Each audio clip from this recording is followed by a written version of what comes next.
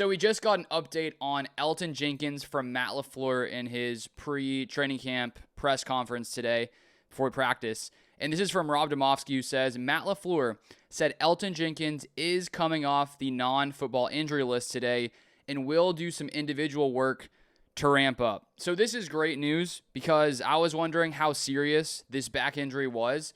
And when you have a new guy going in at center who barely has any snaps there with Jordan Love, you want to see them be able to get a ton of snaps in together during training camp. And so my concern was if this was more serious and Jenkins and Love did not get to build that chemistry before the season, that could potentially cause problems early on in the season.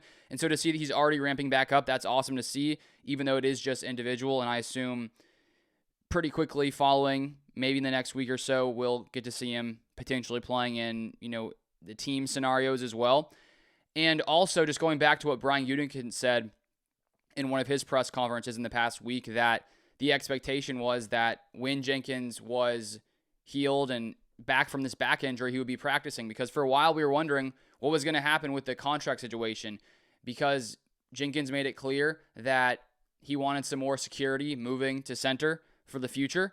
And then in the past couple of weeks, the Packers came out and basically said that, or news came out regarding the Packers that they didn't necessarily plan to do that right now. Maybe they would do it later in the season once he's settled in at center. And so I was wondering, could we be waiting a while for Jenkins to actually come out and play if the Packers don't want to give him this contract or rework the contract like he wants to? But at this point, it seems like Jenkins isn't really, it doesn't seem like he's going to be sitting out to force the Packers' hand to give him whatever rework contract he wanted earlier in the offseason. So that's awesome to see, just because it's great when you have players out there in training camp. And so to have someone of his caliber who's going to be very important at the center position for the Packers this year, it's great to see that he should be back out in team reps soon, and he's back out in individual work. And so it seems like, we were not having to experience a, holdout because of a contract issue. It seems like, I don't know if they had a conversation